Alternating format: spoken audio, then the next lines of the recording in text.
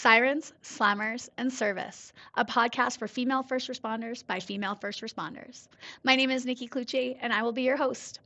As a former correctional officer in Alberta for almost 2 decades and the founder of Blue Line Fitness Testing, which provides law enforcement fitness testing and first responder wellness workshops, I started this podcast as a way for female first responders to share the trials, tribulations, and triumphs of their daily work. I want to showcase the unique perspectives, skill sets, and personalities that women bring to a first responder career and share their stories. So get ready to laugh your ass off, learn a whole bunch, and be inspired by some pretty badass women. Let's go. Welcome back, guys. I am so excited for this episode, you guys. It is going to be amazing. I am joined by one of my favorite people. And I know I say this about all of my guests, but like they really are all just my favorite people. I absolutely fucking love all of my guests. But this girl lit me on fire. She is one of the most amazing humans I've ever met. Her heart and her altruistic nature is just unbelievable. I'm joined today by Dee Walker, all the way from Calgary, Alberta. By the way, Calgary sucks. Dee was previously a Alberta Health Services peace officer for 7 years in the Addictions and Recovery Center downtown in Edmonton. She then kind of segued her way through some more law enforcement journeys and careers, and then is now her new passion is True Haven, which is a beacon of hope for people seeking protection from harm and violence. It's open to everyone with a heartbeat. They're situated in Calgary, but they do have branches in Edmonton, Calgary, Vancouver, and Victoria. So welcome, Dee. I can't wait to hear your story today. Thank you so much. I'm so excited to be here. I love it because I miss your fucking face, by the way. I miss you so much. Like, I miss just hanging out with you. So to our listeners, so Dee and I actually met through Blue Line. She was looking to run a POPAT, which if anybody has ran a POPAT knows that it is the hardest fitness test out there by far. So basically you take the pair, you make it a 6-foot jump instead of a 5-foot jump. You make it in having to be done in 4 minutes and 15 seconds, but that's not competitive. So they actually want you in under 4 for any agency that you're applying for. And then you take the back half of the COPAT with its super strict push-pull requirements and that goddamn vault 10 times over and back, and you stick it together. And that is the bitch. That is the POPAT. Dee came and absolutely fucking worked her ass off to get that POPAT done. And I was just totally inspired by you, by like all your hard work, everything you were doing to try and like get to where you needed to fitness wise, get to where you needed to endurance wise, because it's such a long endurance test. And so that's how we met. And I love her. And then we just became friends because she's badass and I love badass females. So, you know, that's our story. Okay. So tell me, because I'm just talking my face off here. Tell me about you. Tell me about your journey. Tell me about how you got into law enforcement, what drove you to be into it, what kind of like led you through all of the different twists and turns of your journey, and how we ended up at True Haven. All right. I don't think there's enough time on your podcast to cover all of that. But sure, I'll start. So I think initially, wanting to get into policing was the main goal. I think at 17 years old, that's when I figured it out that was best aligned for me. And I think like many people who get into this role, it's ultimately to help people and to make a difference. And that was definitely my reasons to wanting to join policing. So I started out 18 working I wanted to go the inner city route. I didn't go the post-secondary route. And so I started working at a homeless shelter, Boyle Street, downtown Edmonton, in the drop-in center, and I absolutely loved it. Prior to that, I had been volunteering for the various, like the Core 4 downtown with Bissell, Mustard Seed, Hope Mission. So that kind of just turned into a full-time position. And unfortunately, after about a year, we ended up parting ways just due to some differences. And I ended up getting into the security world. And so at the time, the Greyhound downtown was hiring for security. And I think at the time, Garda had that contract. And it felt like a good fit. It was the same, clientele as the shelter I was working at. So I'd already kind of had that familiarity and thought this would be a cool new role to step into. So I ended up doing that for a little bit, and unfortunately, the Greyhound ended up shutting down. And I ended up working at City Center very briefly. Had some differences with supervisor there and thought, you know what, maybe the security route isn't for me. Maybe I got to get back into the inner city. And because that's where my heart was. I loved working with the vulnerable population and making a difference there. It was really rewarding. And so a friend of mine talked me into, before leaving the security world, talked me into just applying to healthcare security. And he convinced me this would be a great fit. There's a great growth opportunity there. And I was like, oh, like, okay, sure. I will give this one last shot, but I'm really not enjoying the security field. And so I ended up applying, and I ended up successful, ended up working out at Alberta Hospital, learned a lot, worked there for about 6 months, but realized that that position, unfortunately, was, they're only calling you when nurses and the psych aides have tried absolutely everything that they could in their power. So when you're getting called, it's basically hands-on. So it was just like 0 to 60, that was it. There wasn't any talking, there wasn't any negotiating. You're running into restraint, because the nurses and the psych aides at that location were already so good at what they do. So we were just literally there to do the physical aspect. So that was fun for 6 months, but after a while it gets old. You want to talk to people, you want to have those conversations. So it loses its luster, that's for sure. Yeah. When you're like, oh, we're just going hands on every single time. I really like, I'm sorry, I just want to jump in there because I really do like the fact that you said that about the nurses and the psych aides. Like, they've literally done everything before they call you. It's not like they're going to default immediately to the peace officers, like, you come in here and deal with it. They have done literally every step that they can. And this is the last resort of, like, you are just absolutely non-compliant. You're not taking your meds, or so the fact that we have the peace officers there for that exact reason of, like, they need to go hands-on, and that's the only solution we have left. So yeah, that's great. Yeah, they were honestly phenomenal. It's a different breed out there, I think. And because they're dealing with so much out there, it's really just become normal for them, I'm sure. And lots of the psych aides even turned to becoming peace officers or security. So they're quite interchangeable. But anyways, they do a great job. We get called and do our thing. And so, like I said, I was craving a little bit something different, and a peace officer opening came up. And so I applied and was very fortunate. I think I was 20 at this time, was very fortunate to get the role. I definitely don't think at the time I was aware of, the best way to put it, really, like, the gravity of the role, and how not everyone at 20 years old is achieving this position, and didn't appreciate it, I guess, as much as I did later on in my career. Yeah, well, I was going to say, sense? Yeah, totally. Well, I was going to say, like, 20 years old, like, when you said that, I was like, what the fuck? Like, 20, like, that's young. Like, that is young. Like, I mean, I got into corrections at 22. And when I look back now, I'm like, and I said this to my friend the other day too, I was like, at 22, like, you think you're an adult, like you truly, like, you've been to university, you've been able to vote for 4 years, you've been able to go to the bar for 4 years, like, you've been able to do adult things for 4 years. So you think you're an adult.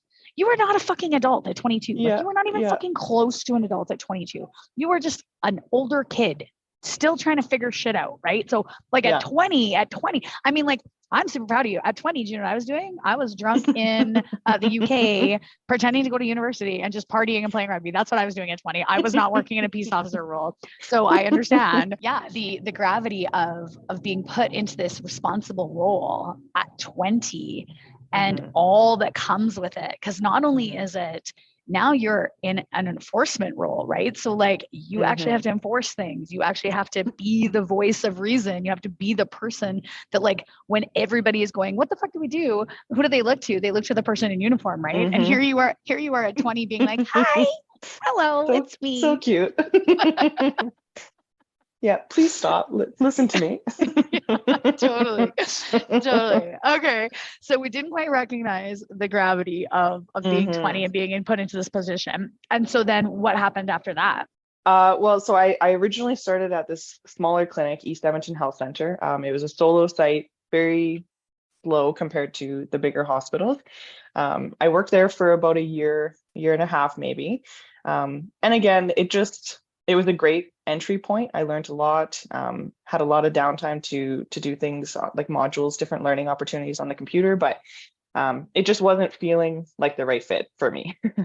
And an opportunity came up to apply at the Addiction Recovery Center. And I thought, oh my gosh, like, this is a perfect fit for what I want to be doing.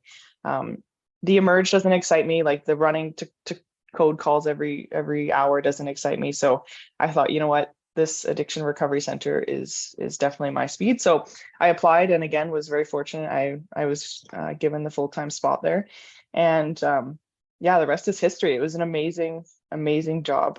Again, when you're working at a solo site, like it just really hones in on a variety of different skills that you just don't really get to utilize when you're with a team, sorry, because you're by yourself. So I mean, you don't want things to hit the fan to begin with, but typically when you're in a team environment, that kind of presence definitely initiates sometimes a bit of a rumble. So working at a solo site and taking those things into consideration were great. You got to really, it's like the opposite of Alberta Hospital, like all you're doing is talking. So I was really fortunate to have that site and learn what I did there and be able to make a difference and help people in that capacity. So I really enjoyed my time there, and yeah, it was a great staff and great community. So what exactly, like, what would be your like daily like roles and responsibilities then? Because it is a solo site. I'm assuming there probably isn't that many have to go hands-on, because the people that are there are choosing to be there. For some of them, right? Some of them are being forced into recovery or forced into like detox or whatever, right? But like, what was it? Just patrol? Was it just kind of ensuring security, making sure people weren't coming in that weren't supposed to come in, like that type of stuff? Yeah, so it is a locked facility, and it is voluntary. So in the morning there's an intake process. There's an hour window where anybody can show up and can get triaged by a nurse. And so this particular center had 40 or 42 beds, and that people would live at for about a week. So when they come in at any state, and then the nurses over the week will medically stabilize them, and then they're able to go to further treatment or back in the community. So in that first hour when the doors were open, part of my job in that first morning would be to ensure that everyone is keeping the peace and getting along there, because everyone is at different states when they're entering that waiting room, and it was a tight space at the time. So as you can imagine, not everyone gets along in that room, but the nurses would take individuals to separate offices. So monitoring those offices, making sure those assessments are going okay, because sometimes the questions the nurses are asking could be triggering to people, or perhaps they're just in that state of mind where they could act out in those more enclosed spaces. So just keeping an eye on all those nurses and the patients that they're with.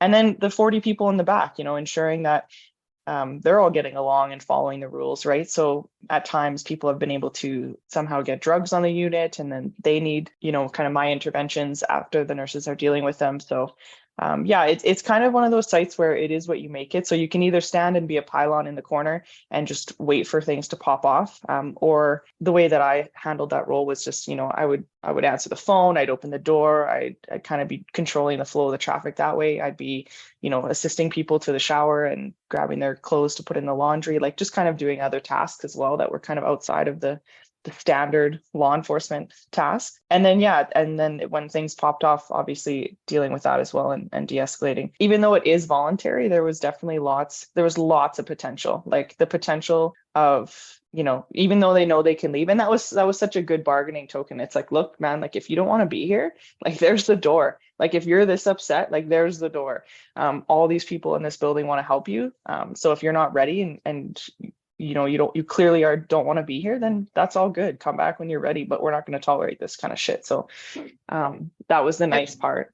I like that. And it sounds like you really like this sounds, because like I'm not familiar with this facility at all. It sounds very much like a combo, like your role was a combination between a correctional officer and a peace officer, because like you're on the living unit, right? Like you're dealing with the fact that these guys, and again, as we all know, people that are coming down or people that are detoxing or people that are working to get off drugs and stabilize themselves and be stabilized by medical professionals, they are not in the greatest mental space, right? They're craving, they're grumpy, they're mad about their lot in life, they're depressed because they realize, now the enormity of the fact that holy shit, look at all the things I've done while I was high or while I was addicted. And now it all comes crashing down, right? And they're only there for a week. So like take all of that and jam it into a week and then put them with 41 other people who are also going through all of this. Like the tensions must have been just hot for some people who, again,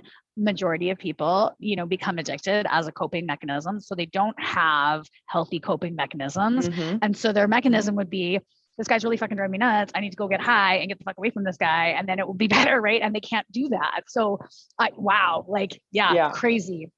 Yeah. And I love that you, like you said, like you have the choice as the officer. You can be the person who stands on the corner like a pylon, and we all know those people and we all fucking detest those people. Or you can be the person that steps in and is like, I'm here and I'm going to make a difference, and I'm going to step in and I'm going to do the little extras that treat these people like the human beings they are, versus, you know, piece of shit addicts that are just, you know, that are never going to get better. They're just here for another week. They're just here for another week. Oh, we'll see them again in a month. Oh, we'll see them again in a week. Right. So I really like that, like your language of choice, like of choice versus, you know, this was your job. Right. So that's awesome. Yeah. And I think anyone who's starting out, you know, in these roles, like you will learn very quickly that, okay, we can all fight, we can all scrap, like we get it. It's, you know, good for you. But at the end of the day, like, do you want to be having all these fights? Do you want to risk all these injuries? Do you want to do all this paperwork? Like, let's be honest. Totally. That is exactly right. Do you want to do all the incident reports? Because it's a fucking lot. And some of my opposites have for some reason wanted to go that route. They wanted, you know, I'd come back and there'd be, you know, 5 people that were arrested, and you're like, what do you do in your 4 days of work that you've arrested these people? Like, you know, and it's just hard for me because I really appreciate talking and getting to know individuals, and especially in such a vulnerable community like addictions, right? And there's so much going on there, and you know, if they are coming out insulting, it's just about not taking it personal, right? And just and realizing like, they're going through some shit right now. So if they call you ugly, like, let's maybe just not take it personally. Like you're okay. You'll be fine. You'll be fine. You'll be called much worse also. So, you know, like really ugly is like actually quite a nice compliment at that point. I've gotten some pretty funny, I remember I haven't been insulted too much. I am so lucky. Like when I worked there, I really wasn't, they didn't pick up on any of my insecurities. So I was like, whew, thank God. They'd be like, wow, your eyebrows are so perfect. Like, or your teeth are so perfect. And like, while they're screaming mad at me, I'm like, what? Like, are we talking about my eyebrows right now? I mean, I will say your eyebrows are honestly the best ever. Like every time I look at you, I'm like, I don't understand how she does that. Like I do not, I was gonna say, as you can see, but you can't see because we're not on camera. My eyebrows are not on point. They're not, they need to be done. That's terrible. Yours are always perfect. Dear God. It is funny though you say that, like that they don't pick any of your insecurities, because sometimes they do, and you really just have to be like, I could just fight it back and be like, how did you know that I know about myself? God damn it, right? Like, and sometimes some of the insults they throw at you, you're just like, and then you're trying not to laugh because you're trying to like gain control of the situation, but they've thrown out like a really funny, like, you know, name or a really funny like put down, and you're just like, oh my God, like I haven't heard that one before. That was really good. Like, I gotta write that down. Let me keep a straight face while I'm giving you shit and telling you that you need to go do what you need to do. I had one girl, she called me a douchebag 18 times in like the period of like maybe a minute and a half. Like I don't even know how she fit it in. Like I started counting because it was just like, and we got to 18 and I was like, okay, it was Carrie. And I was like, okay, Carrie, I'm done with you. You were getting, because I was trying to strip search her and get her changed and showered. And I was like, I'm fucking done with your shit. Get in the fucking shower. She's like, you're a douchebag. And I was like, that's 19 times, Carrie. Get in the goddamn fucking shower. Just get in the fucking shower. If you get in the shower, you can have clean clothes and you can have a fucking bag lunch if you get in the goddamn shower. Or you can stand here and continue calling me a douchebag. Douchebag. I was like, fucking 20, get in the fucking shower. Right? No sandwich for you.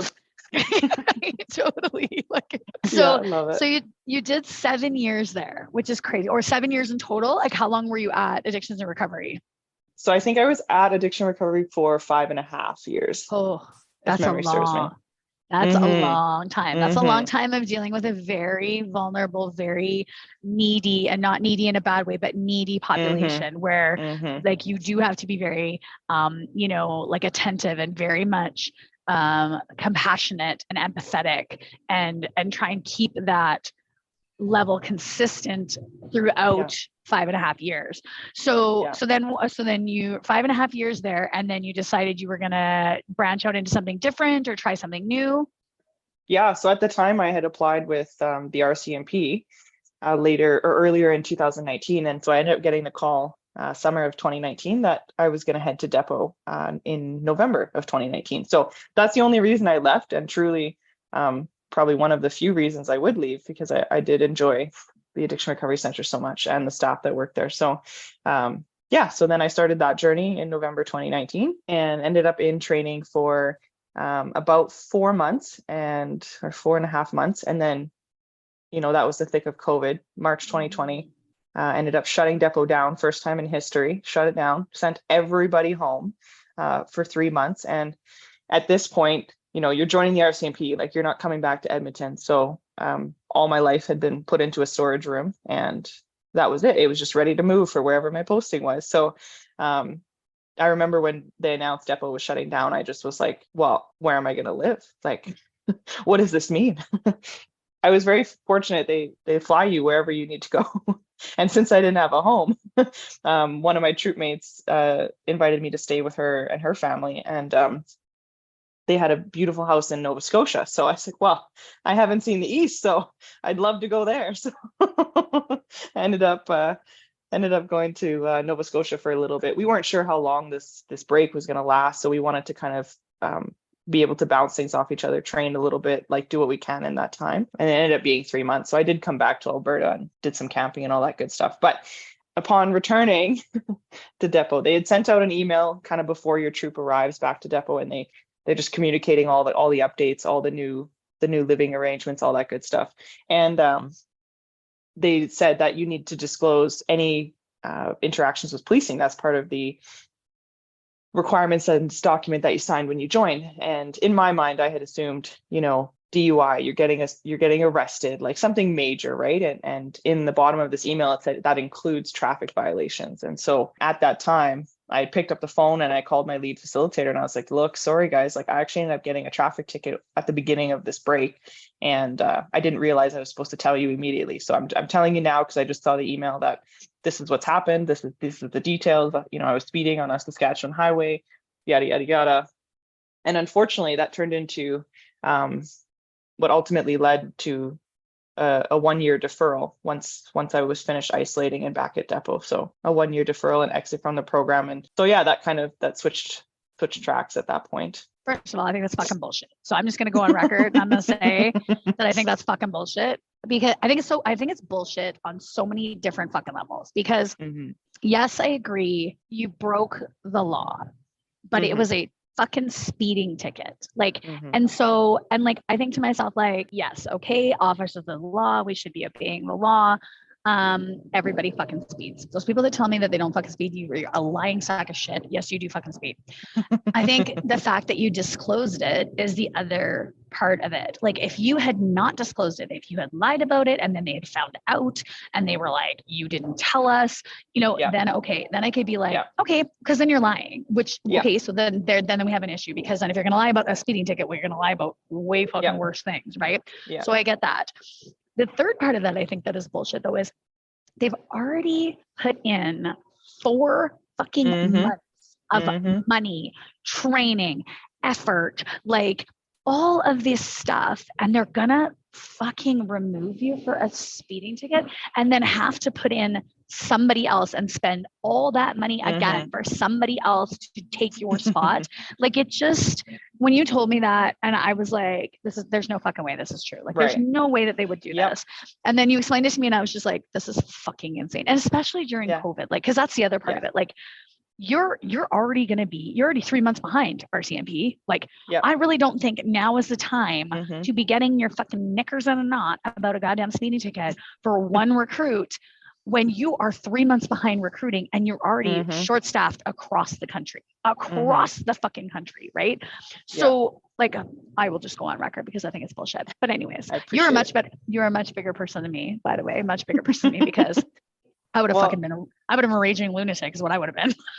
Yeah, I mean, I'm not gonna lie, like it took a while to get to this point of peace, we'll call it, because you said like, well, there's a few things. So yeah, like the world was on fire. This was like COVID, you know, you're looking at their need, and yeah, you've invested all this time, and I wouldn't believe it if it wasn't me going through it. Like I truly wouldn't believe. I think like, you know what, maybe there's more to this story. Like, I don't think there's something else. You must have not had a strong file. But then when you look at the facts, like I was, you know, the 2IC of my troop, like I had a good relationship with the troop. I got an isolated posting. I got my first choice posting, which required like extra screening, extra interviews, and support of your facilitators. So I felt confident that, you know, okay, my file must be decent because, you know, this is a good sign.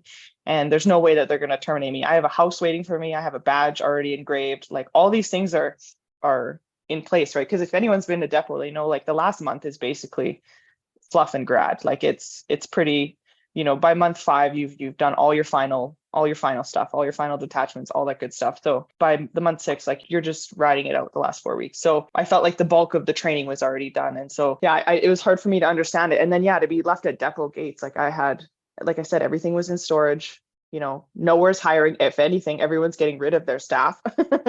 And you're kind of like, oh, like, what do you do now? And, but shortly after, and this will explain the money part, is that they actually billed me for training. So the money that they invested, so if you get terminated, you actually have to pay that back. So what?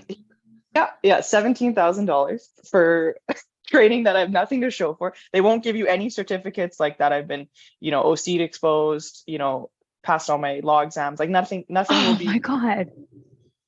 So I'm not sure they care about the financial investment too much, because they're hoping to get it back.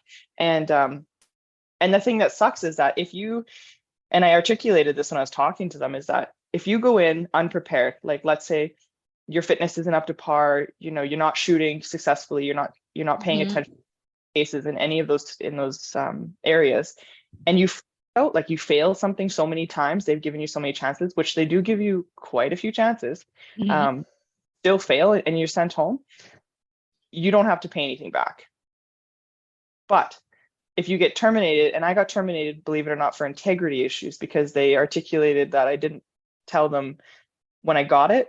It was 3 months later. So they said that's an integrity issue. So that's what they got hung up on. And so I'm like, wow, this is escalated for a speeding ticket, but okay. Yeah. And so anyways, I found it super interesting that they wouldn't make people that flunk out pay back, but in this case, I would have to pay everything back. And I was like, well, it seems like they've wasted your time because they didn't show up prepared. They didn't show up. They didn't put in the work when they're at depot. Totally. Blah, blah, blah, blah, blah. So I'm like, I was obviously very upset by that when I got that bill right before Christmas, because of course it was a few months delayed post my departure. Yeah. Well, and like you said, and in the middle of COVID, nobody's hiring. There's no jobs. Everything is still like, you know, it's still 2020 at this point. So like there's nothing. We're still locked down. First Christmas, nobody can go and see anybody. Like, holy shit, dude. Holy shit. Yeah. So it was about probably, you know, I took 24 hours to definitely like sulk. Like I was, you know, crying, laughing for definitely the first 24 hours. And then after that, it was like, hey, like time to get my shit together. And at this time, so I hadn't got the bill yet. And I was like, you know what? I'm going to move to Regina. I'm going to live here. I'm going to drive the drives. I'm going to run the runs. Like I'm going to just spend this next year and just do this and just be, you know, get used to the weather, get used to, you know, all that stuff in Regina, because it's very different than the rest of the world. And so I ended up moving there. I got an apartment downtown, and, you know, was going to get into the gym and just really work hard over the next year, and was going to use that to my advantage. But then when I got that bill, I got to be honest, I was like, abso-fucking-lutely not, like, as if I'm going to pay you and then start from day one again Yeah. I'm Yeah. like, no, thank you. So No. at that point, I just said, yeah, I gotta figure something else out because this isn't gonna work for me. I will be so full of resentment before I even leave depot. So Oh, totally. I mean, like that's go pound fucking sand. yeah, Get fucking bent. Like get yeah, bent, right? yeah, Holy shit. So so 20 so then because you lived in Saskatchewan for a little bit, did you not? Because I felt like you were living in yeah, Saskatchewan when you first came to do Popat with me. Was that right? yeah. Yes, I lived Okay. there for 9 months, so I did attempt to commit to that city, but at the end of the day, it was a beautiful 9 months. I think that chapter 1,000% needed to happen. Met a lot of amazing people and just really enjoyed the 9 months, but it was time to get back to Alberta, be closer to the mountains, that kind of stuff. So I just have to jump in here too on this. So you're talking about, you've never been to the East Coast, so let's go to the East Coast. So let's come back and let's go again. To those of you that don't follow Delana on social media, this woman never fucking works. She just travels all of the fucking time, or she works for places that take her to the most gorgeous locations in Canada, and then she lives in her truck. You have a truck now, don't you? Is it a truck it's or a Jeep? SUV. Yeah, it's a Jeep. SUV, yeah, Yeah. with her adorable fucking dog, and basically camps out of her SUV on the sides of like stunning mountainscapes and rivers. And every time I see her social media, I am green with envy and jealousy at the like, how do you live this life? How do you do these things? Because I do not do these things, and I wish I could do these things. Like, she travels so much. It's unbelievable. Listeners, this woman is living her best life. I'm telling you, she's living her best life. All of this crap that happened to her has enabled her to live this amazing life now. So Yeah, so thank you, RCMP.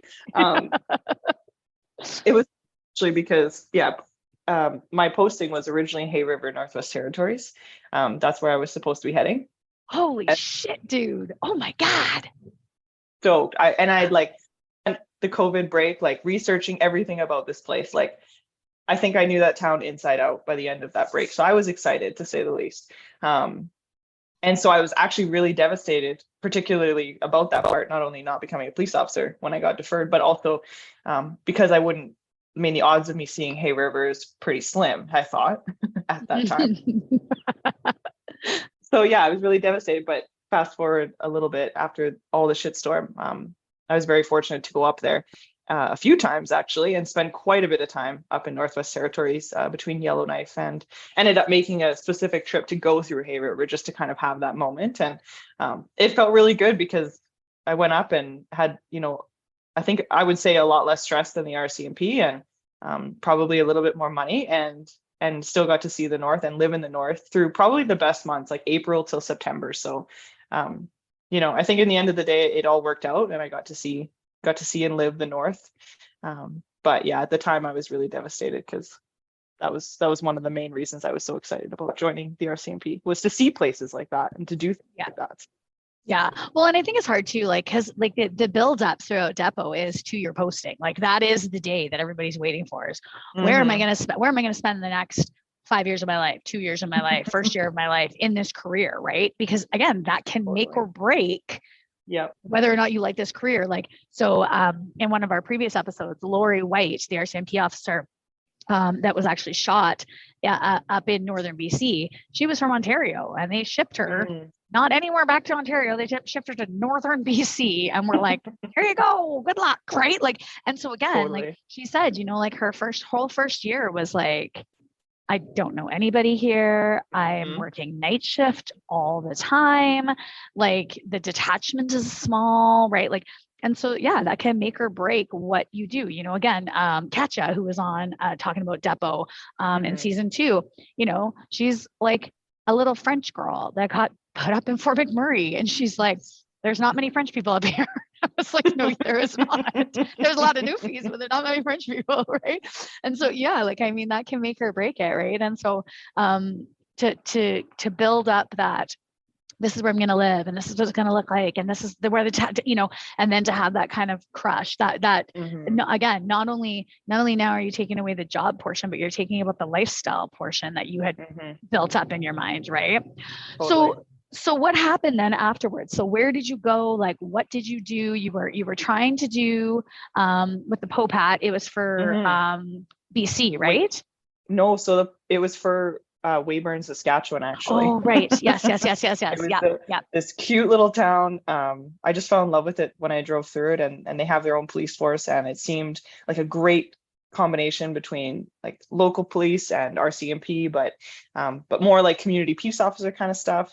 So it really was attractive to me, and so I thought, you know what, like maybe this is the universe. Like maybe I need to apply here. Like this is why I'm here. So I'm like, and I still wanted to do policing at this time, right? Like I was like, I need some light at the end of the tunnel. So let's just like apply and see what happens. And yeah, so that's what brought me to you to do this. Saskatchewan doesn't have too many testing days, especially over COVID. So it was all kind of a bit of a hassle to get that completed. But throughout that process, I learned that 6-foot mat really makes a difference. I, I was used to the 5-foot mat, but holy. It is. Well, and like again, the rules are different, right? So Oh, RCMP pair 5-foot yeah, mat jump, you just get a yep, penalty. It's 5 yep, seconds. So okay, so you pick up 1 or 2 or 3 penalties. You can still yep. move your fucking ass for that course if you're training properly and make it. Mm-hmm, mm-hmm. POPAT is if you don't make the jump, you go back to the cone and you try it again. If you don't make the jump again, you go back to the cone and you try it again. If you don't make it on the third, that's it. Your Yeah, test is done. And so yeah. that could be on the first lap. You missed the jump 3 times. Well, you've literally ran like maybe 50 meters and your test is done, right? And so I know we worked for a lot on that jump and you got it. You eventually were getting it and it was getting there and it was like, yes. But again, Yeah. it's the stress of, well, when it comes to the end, that was when we were, practice testing. When it comes to the official, if you're not making that Mm-hmm, jump every mm-hmm, single fucking time, mm-hmm. and then the time is so short that if you Yeah. miss it and you have to go back and do it once or twice, well, there's like 30 seconds of extra time. Well, you better be fucking flying for the rest of the test. Otherwise you're done. Right. And I had Yeah. another girl, Emily, who was training for it almost kind of right after you were. And it was the same thing. It was that 6-foot mat jump that was getting her Yeah. every single time. And then she finally got it. And we had like the biggest party when she got Yay. it. And then, so then she submitted, right? And they said, and so she had it at right, like it was a 414. Like, so we were fucking tight. And then Yeah. she submitted it and they were like, no, but we actually really want like a 4 for you to Oh, be competitive. And she just called me bawling. She's like, there's no way. Like I've been training and she'd been training for like solid 9 months to get this, like oh, and like hard personal training sessions coming in, like busting her fucking ass to get it. She's like, there's no way yeah. I can get a 4, Nikki. There's no way. And I was like, okay, that's not how we think here. That's not how we think. But I also agree with you. It's going to be really fucking challenging. Like it's really challenging to get under a 4 for a pair, let alone under a 4 for a POPAT, right? And so she ended up just saying, you know what, I'm just going to let it go. She was trying to go out to BC. I'm going to let it go. And I was just like, it's devastating to me too. But then I'm also like, but then it like, and like you said, the universe, maybe that just wasn't what was meant for me. Maybe that just wasn't where I was supposed to go. Right. So Weyburn and that down 6-foot mat jump. Yeah. That doesn't work out. And so then from there, is that when you moved to Calgary? Cause I feel like that was when Yeah. you moved to Calgary. Yeah. So shortly after I did a bit of a stint in Edmonton. So from Saskatchewan, I ended up moving all of my stuff to Calgary because that was where I wanted to end up. But I knew there needed to be a bit of a transition period. So I went and lived in like a furnished suite in Edmonton and picked up a job there. Very random. I worked construction as a laborer. Learned so much there and it was a great time, but definitely not my forever career either. And so yeah, I ended up moving all my stuff to Calgary and then eventually found my way down to Calgary and to set up life and about almost 2 years ago now. So It's been where 2 I've been. years. I know. Fuck, I dude. was just thinking about that. Time Yeah. flies. Spent most of it up north, so I don't really feel like I've been living here for 2 years. So I ended up entering the private sector, like for contract security and private investigations and stuff like that. So that has been a whole other world compared Yeah. to just showing up and as a peace officer and doing my thing and leaving. So yeah. And so how did this lead into True Haven? How did you end up doing this now and this being like this new adventure and this new passion and this new like focus? Yeah, so it's really interesting because one of my coworkers that was working up north with me in Yellowknife, he's a former sheriff And he also has a passion for, helping people. And he had seen that kind of over the months of working up there, that was something that we shared in common. And so I guess I should say, back in Saskatchewan, before getting into the story, back in Saskatchewan, one of my best friends had told me she was volunteering for this organization that essentially goes to survivors of domestic violence specifically, and we'll offer this service for free, and we'll move them from that location to a safe location. And I was like, wow, like this gave me goosebumps when she was telling me about this. And I was like, I need to be involved. I need to volunteer. And at this time it was COVID, so they weren't opening any new chapters. And so I was like, okay, well, we got to put this dream on hold. We're not going to open a Regina chapter just yet. But it was something I knew I was very passionate about. And because it was dealing with, high risk situations, I felt like I can bring that element from law enforcement, but also the element of volunteering and all that stuff, and help people move to a safe location. So I was very inspired after hearing about that position. And so I kind of brainstormed and how I'd open a chapter and where I was living, and just put it on the back burner to pursue in the private sector for security. And so that was in the back of my mind always. And so fast forward to September last year, when my coworker had brought this idea where he wanted to provide close protection essentially to survivors of violence, like to and from court appointments, to and from like family visitations, like any time where you have two individuals that aren't getting along and there's that risk for violence. And so, because that's kind of what he enjoys, and what his business has been about historically. So, and I was like, you have to be kidding me. Like, and he asked me if I wanted to be involved. And so I remember on the phone, listening to this, I'm like, did you break into my house and like read my diary? Like, I was like, this can't be happening. Like, this sounds so in line with what my passion project essentially is something that I wanted to do. And so we ended up talking more about it. I said, look, like I wanted to have this moving service for individuals that are dealing with violence. And like, let's combine these things. Let's make this a whole thing. And he's like, yeah, that's fantastic. And so that's kind of how True Haven Foundation was born.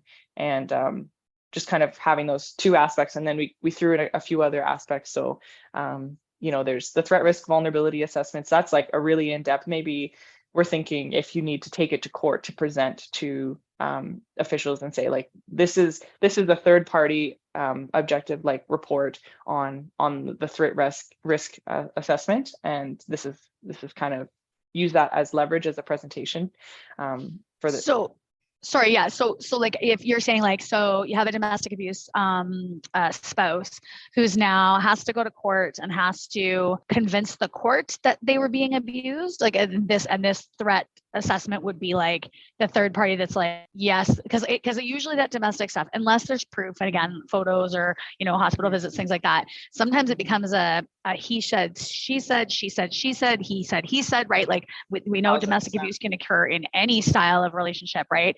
And so it becomes kind of a, and maybe sometimes there is exaggeration or there is minimization, right? So this would be a third party that would come in and say, we've done a risk assessment and we are saying based on XYZ factors that yes, the threat of violence, if this separation order isn't approved, or, if there isn't a restraining order, will be, 100% or 90%. Is that kind of what you're talking about?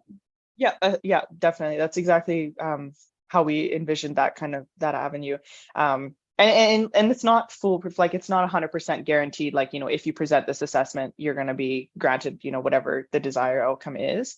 It's just the added support, because like you said, there is that he said, she said, like all those things that, and it's so subjective, right? Because they have feelings, they have, that emotional attachment, like there's all these different variables that we believe that by doing this, in-depth threat risk vulnerability assessment, that you'll be able to kind of have that more objective, outlook on their situation entirely. So that's kind of the goal for that particular branch. And so beyond that, then you also have protection going to and from appointments. You've got protection going to and from courts, which I think is a huge thing, like that people don't even think about for victims of domestic abuse, especially children, right? Wives and children, when we think about, the majority of people that are victims of domestic abuse, is that terror of going to face the abuser that they finally had the courage and the bravery to get away from, but now they still have to go back and face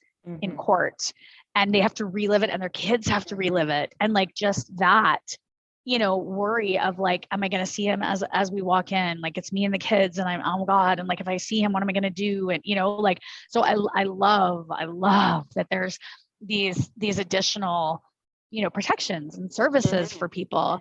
And so what else does True Haven do?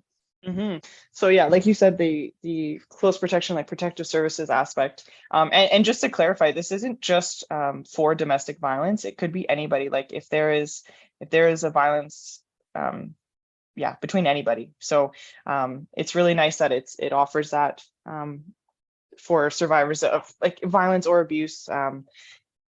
And so, so it's got the threat, risk, and vulnerability assessments, the protective services. It also has the moving services, support services. So kind of like what we talked about earlier, just taking them from that unsafe location, putting them in a safe location. So there's going to be a low risk or a low, medium, and high risk assessment that's done, and to determine, do you need that extra protection? So we can bring in the protective services side for the move, or it would just be the volunteers that are trained to be there and moving the individual. And also the final one would be tech support services. So if you think your phones or computers or any devices are being bugged or tracked, we have contracted a company that will check, that will do a full sweep of your home, your devices, all that good stuff, if that's where your concern lies. So, and all these services are provided no cost to the survivors, which is such a beautiful thing, I think. Dude, like goosebumps, literally like goosebumps. I just, oh my God, like, because you've touched on so many different things that like, I feel like people don't realize, unless you were in that situation or you have a good friend or family member or a person that is close to you that has been in these situations, you don't even think about the fact that the phone could be bugged or that there could be a tracker on the car, or that like people think that's just movie shit. It is not movie fucking shit. No. Like it happens all the time, right? Again, protection and moving, like getting them out. Again, that's the number one thing. When I did a post a little while ago, because I actually had 3 close friends that had come to me and said, like, and blown away, absolutely blown away that they were victims of domestic abuse and violence. And like they said, like, well, where do I go? And how do I go? I was like, I'm fucking coming. I'm coming with the truck. We're getting the fucking shit. We're getting the fucking car. We're fucking going, right? But again, not everybody has me, the crazy fucking human that will like fight anybody that's going to come and get them with the truck, right? And so the fact that you guys are there and are and again, not to instigate, because I would be fucking lit up about this, especially with friends, right? But that you guys are an impartial service coming in, you are coming in, you are fucking taking, and you are moving, and you're removing, and you're there in case anything goes wrong, like, I love it. And at no cost, like, again, because that's the other part, like, I can't afford anything. I can't afford a mover.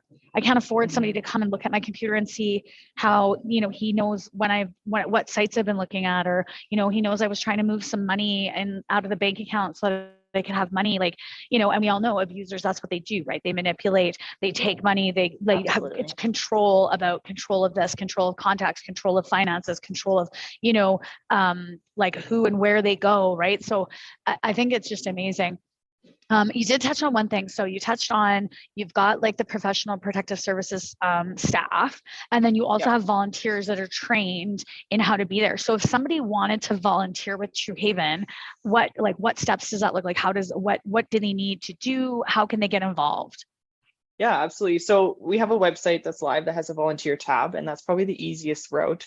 And there's an application that you can fill out and submit to the email that way. And then, basically, so there needs to be the criminal record, clean, vulnerable sector checked as well, in order to volunteer with us. Like that is the absolute mandatory.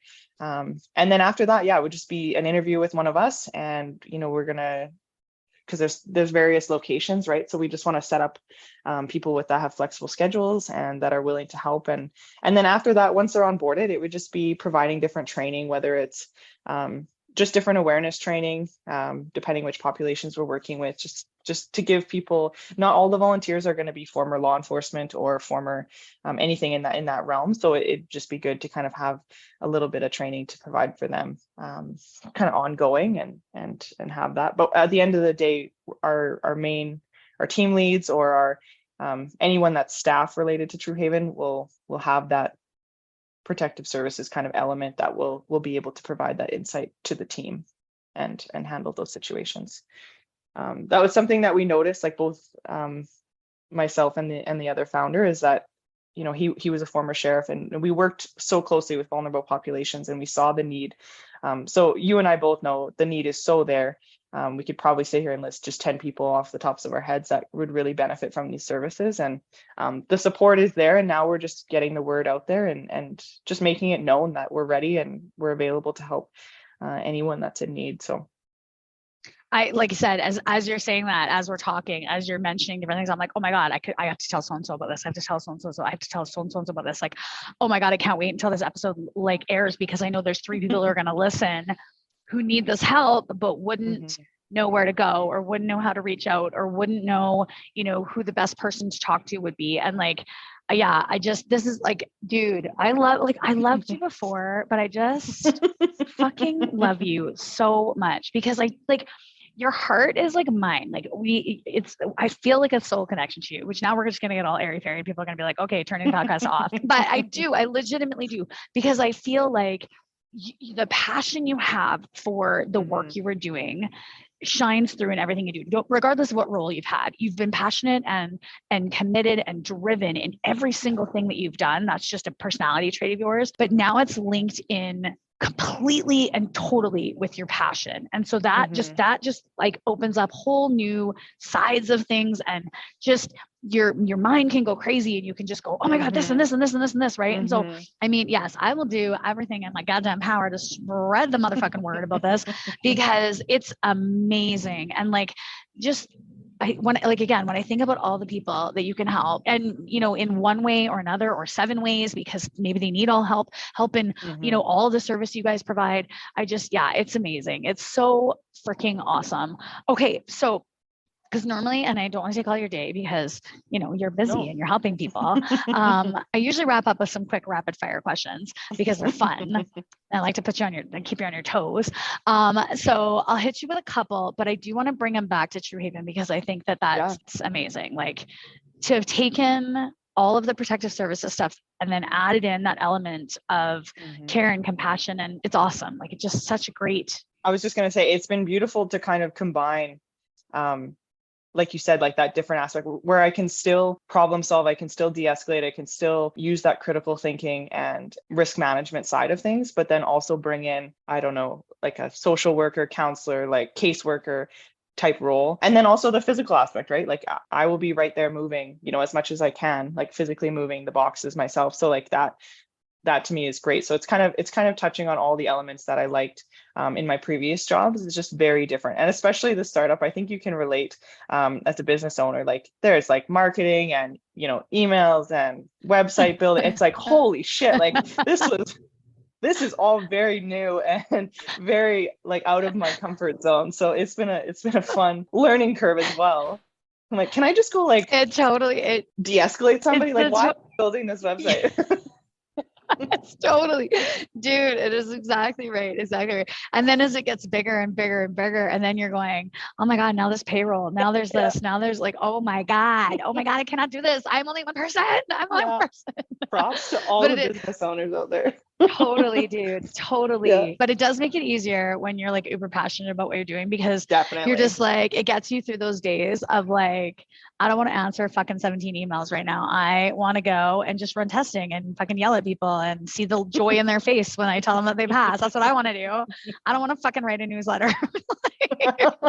But you got to write the newsletter. So yes, I don't want to write the blog post. You got to write the fucking blog post. I get it. Believe me, I 100% get it. Okay. So let's jump back. So one of my favorite questions I've asked every single guest on my show is, what was your favorite food or snack when you were on shift? And it can be anything. It can be even right now when you're stressing out about making a website.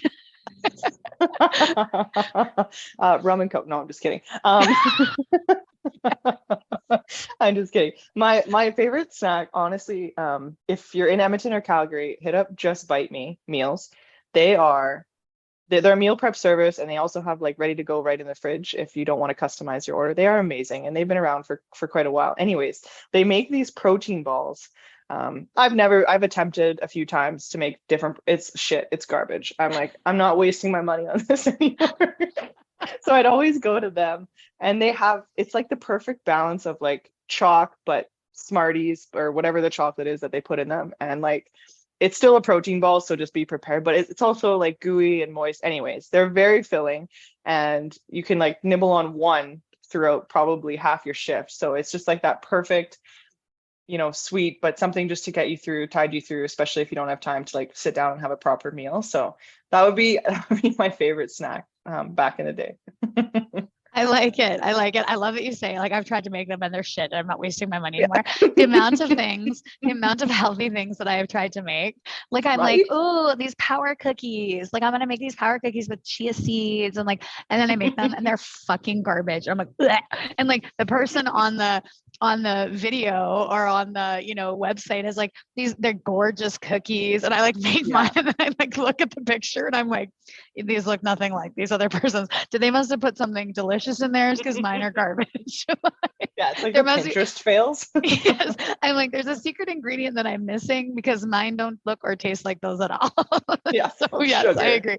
And yet you had to go to Bulk Barn and buy all of the things, the chia seeds, Right? the hemp hearts, and you're like, these power cookies cost me like probably $150 because I have enough because I was gonna make a whole bunch of them and freeze them. And so then I made a batch and they're fucking garbage. And now I just have little baggies of chia seeds and hemp hearts and like from Bulk Barn that I need to use up in some other recipe. Great, perfect. Yeah. Yeah, which you'll never use again. Never use Yeah. again. 100% never using. Okay, so what is one of the most challenging things that you've had to deal with kind of throughout your career? And you can't default to the RCMP one because that was a fucking great big challenge. But just in general, like, is there an overarching theme to something that's been challenging for you or something like that? Yeah, I would honestly say working with men, probably. I love you. Yeah. They are such a challenging breed. Yes.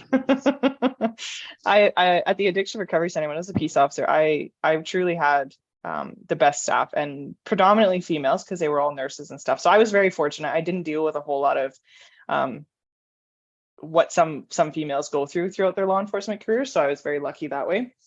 But when I got into the private sector, I think that's when I got more exposure to those different stereotypes that might be kicking around, and especially with the men and the women dynamic. So I think that's, for me, has been just a learning curve, and just probably the more challenging. I don't find the clients or the patients or whoever I'm dealing with ultimately that challenging. And they also have, the aspect like we talked about, like they're in a vulnerable situation, they're having their worst day, they're, all these things that don't really factor into like, that's personal or for me. So when you're dealing with male coworkers, sometimes you're like, you know what, you should have your head screwed on straight. Like, you've been around the block. Like, what are you doing? So it's a little more frustrating in that way.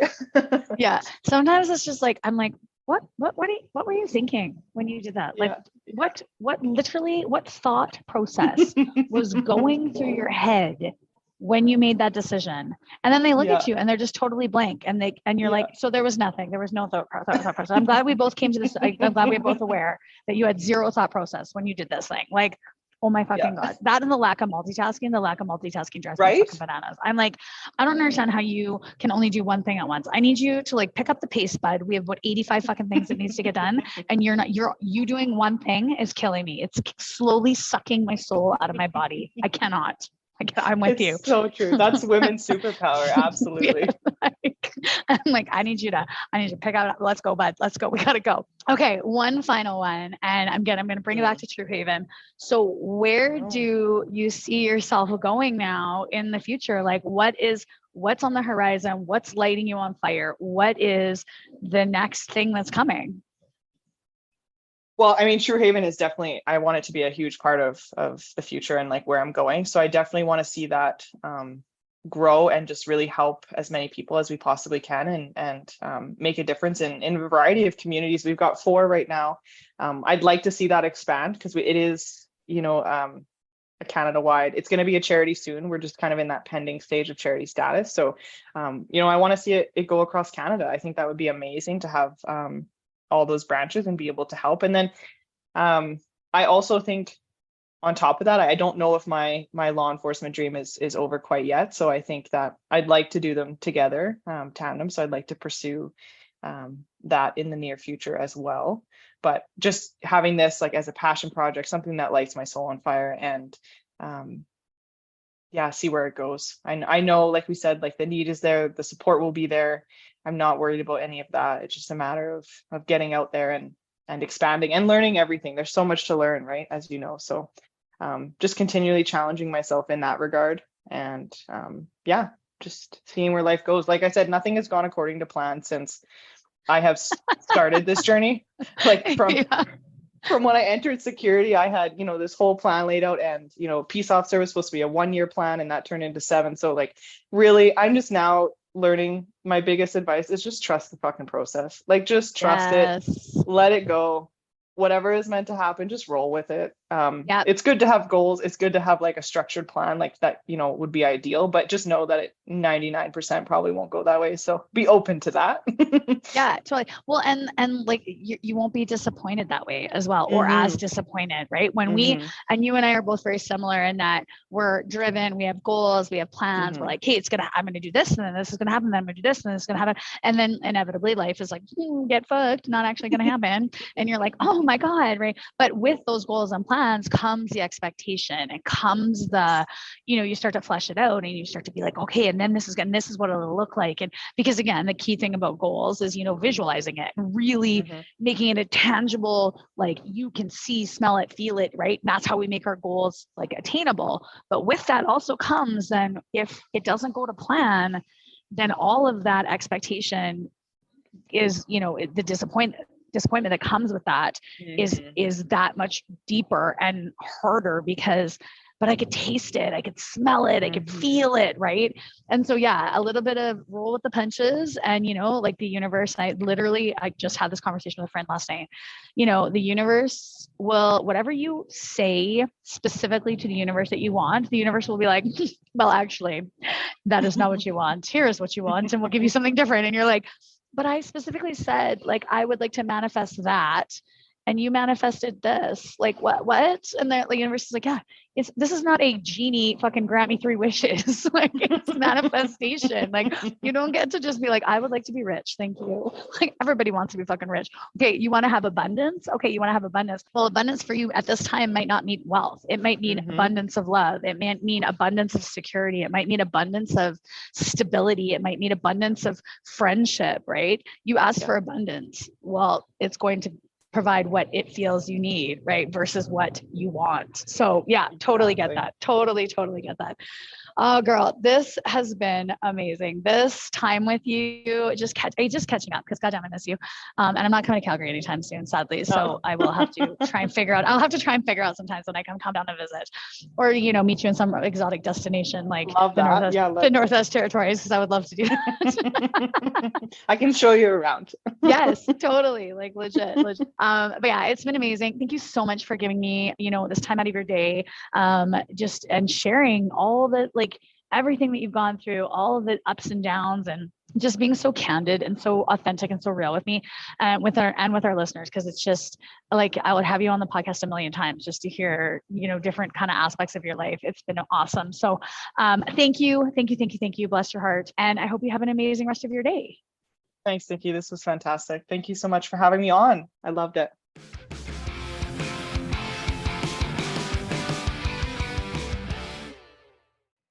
Well, that's it for today, folks. Thanks so much for tuning in, listening, giving me your time, your energy, and your attention. I completely appreciate it.